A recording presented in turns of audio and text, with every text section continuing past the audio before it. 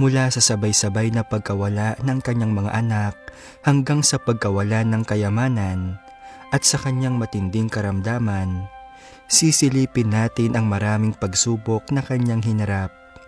Sa video ngayon, malalaman natin ang higit pa tungkol sa kung ano si Job, ang kanyang buhay at ang kanyang kasaysayan. Ano ang ibinigay ng Diyos sa kanya sa pamamagitan ng iba't ibang pagsubok na kanyang tiniis?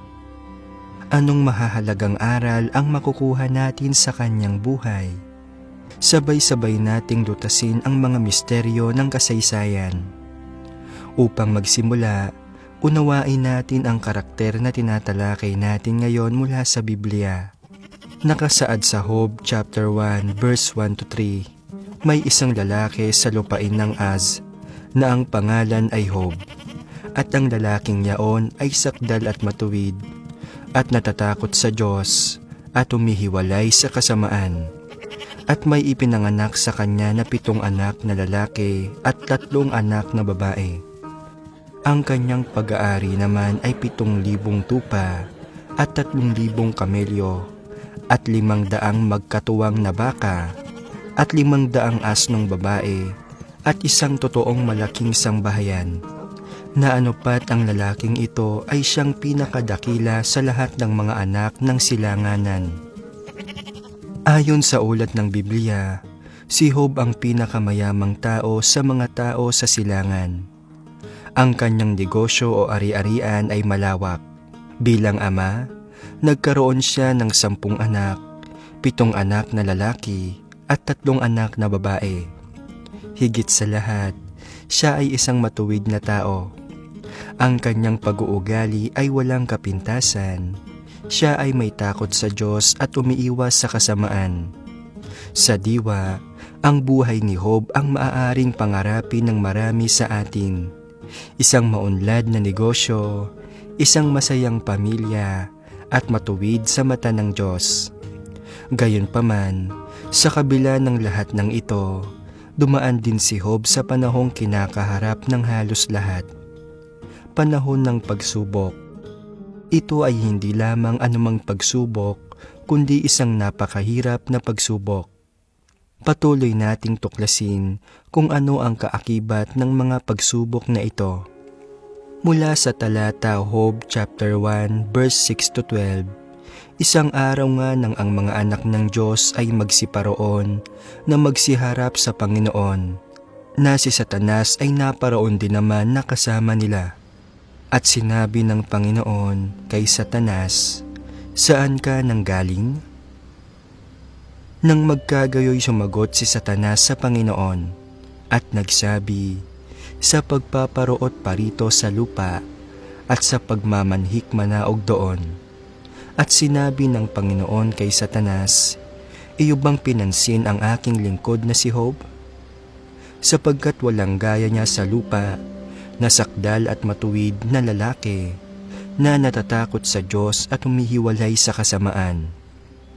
Nang magkagayoy sumagot si Satanas sa Panginoon at nagsabi, "Natatakot ba ng walang kabuluhan si Job sa Diyos? Hindi mo ba kinulong siya at ang kanyang sambahayan at ang lahat ng kanyang tinatangkilik sa bawat dako? Iyong pinagpala ang gawa ng kanyang mga kamay at ang kanyang pag-aari ay dumami sa lupain. Ngunit pagbuhatan mo siya ng iyong kamay ngayon at galawin mo ang lahat niyang tinatangkilik at itatakwil ka niya ng mukhaan." At sinabi ng Panginoon kay Satanas, "Narito, lahat niyaong tinatangkilik ay nangasa iyong kapangyarihan. Siya lamang ang huwag mong pagbuhatan ng iyong kamay." Sa gayoy lumabas si Satanas na mula sa harapan ng Panginoon. Sabi ni Satanas na si Job ay natatakot lamang sa Diyos dahil pinagpala siya ng Diyos. Iginiit pa niya na kung aalisin ng Diyos ang lahat, tiyak na isusumpa siya ni Job. Kaya't ang tugon ng Diyos kay Satanas ay pinahintulutan itong kunin ang lahat ng pag-aari ni Job, ngunit hindi siya pisikal na saktan. Ngayon, Tingnan natin kung ano ang ginawa ni Satanas kay Job. Pakinggan natin ang tungkol sa unang pagsubok na hinarap ng lingkod ng Diyos. Magbabasa po ako ng ilang talata at maaaring medyo mahaba ang mga ito, kaya matyagang makinig. Isinalaysay sa Job, chapter 1, verse 13 to 20.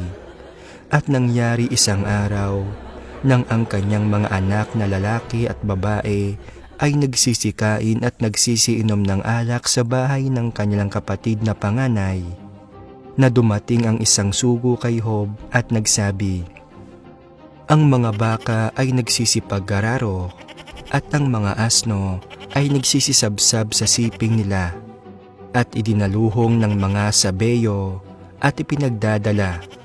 Oo, kanilang pinatay ng talim ng tabak ang mga bataan. At ako lamang ang nakatanang mag-isa upang magsaysay sa iyo. Samantalang siya'y nagsasalita pa, ay dumating naman ang iba at nagsabi, ang apoy ng Diyos ay nalaglag mula sa langit at sinunog ang mga tupa at ang mga bataan at pinagsupok. At ako lamang ang nakatanang mag-isa upang magsaysay sa iyo.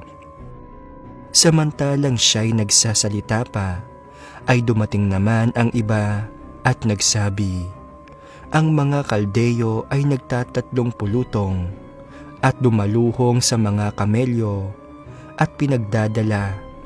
Oo, at pinatay ng talim ng tabak ang mga bataan. At ako lamang ang nakatanang mag-isa upang magsaysay sa iyo.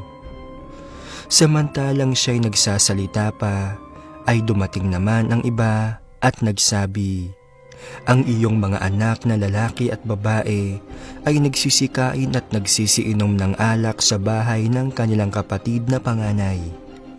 At narito, dumating ang malakas na hangin na mula sa ilang, at hinampas ang 4 na sulok ng bahay at lumagpak sa mga bintana, at sila'y nangamatay.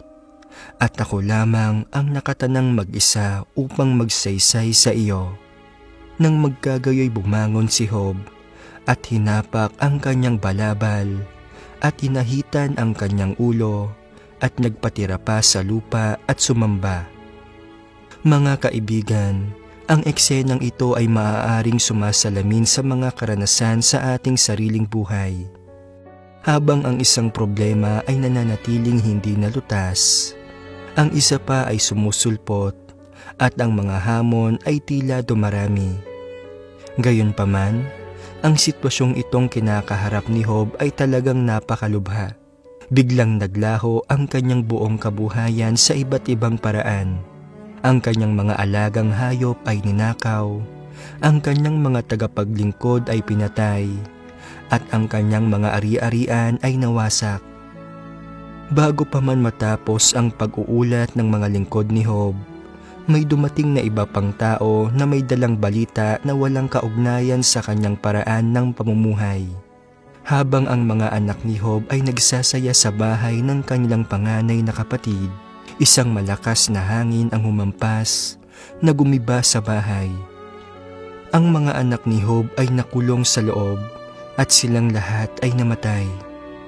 Gayunpaman, ano ang naging tugon ni Job?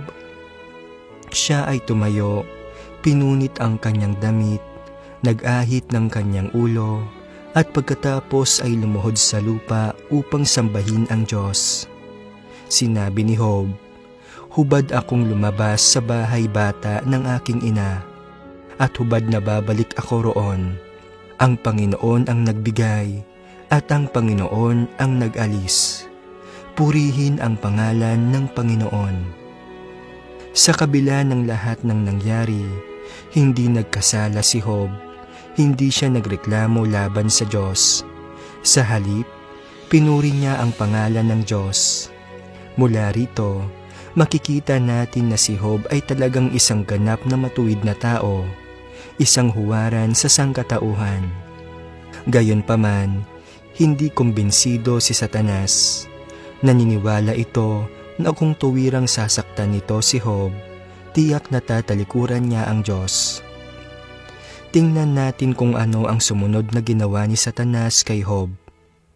Nakatala sa Job chapter 2 verse 7 to 8, at sa gayoy umalis si Satanas mula sa harapan ng Panginoon, at pinasibulan si Job ng mga masamang bukol na mula sa talampakan ng kanyang paa hanggang sa kanyang puyo, at kumuha siya ng isang bibinga ng palayok upang ipangkayod ng langib, at siya'y naupo sa mga abo. Sa pagkakataong ito, talagang mahirap ang sitwasyon ni Job. Maiisip natin na nang hindi gumagawa ng mga kinakailangang hakbang, sa tuwing tatamaan ang kanyang mga sugat, nakararanas siya ng matinding sakit na nagpapahirap sa kanya na kumilos sa ganoong kalagayan. Gayunpaman, sa kabila nito, napaharap si Job sa mas mabigat na hamon. Posible na ang ilan sa inyo ay maaaring sumailalim sa ganitong karamdaman. Sa Job chapter 2 verse 9, sinabi ng asawa ni Job sa kanya, "Namamalagi ka pa ba sa iyong pagtatapat? Itakwil mo ang Diyos at mamamatay ka." Ang ilang mga tao ay maaaring nakaranas ng mga katulad na sitwasyon kung saan ang mga pinakamalapit sa atin, ang inaasahan nating suporta, ay ang unang aalis, sumasalungat, humahamon o umuusig sa atin.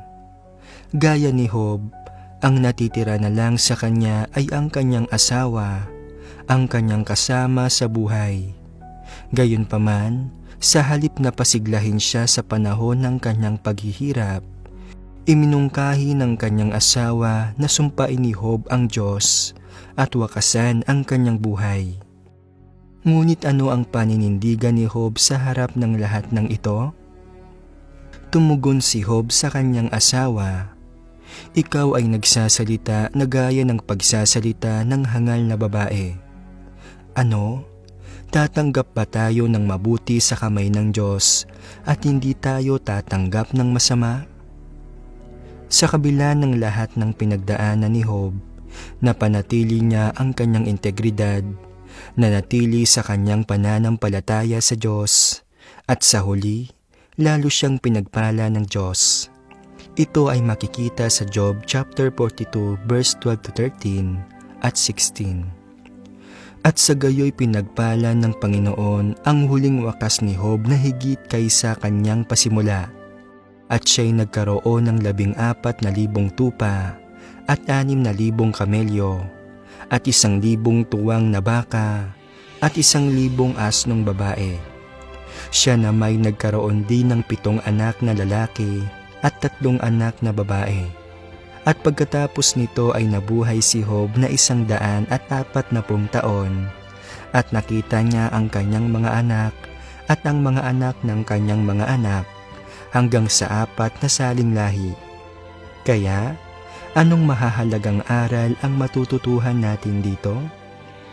Hinahayaan tayo ng Diyos na dumaan sa mga pagsubok sa buhay, hindi para pahirapan tayo, kundi para ibunyag ang kasamaan at kabuktutan ni Satanas, para maging husto ang ating pangunawa at pagsunod sa Diyos, at dalhin tayo sa punto ng pagkatakot sa Diyos, pag-iwas sa kasamaan, at hindi na madaling bumagsak sa mga pag-atake at tukso ni Satanas.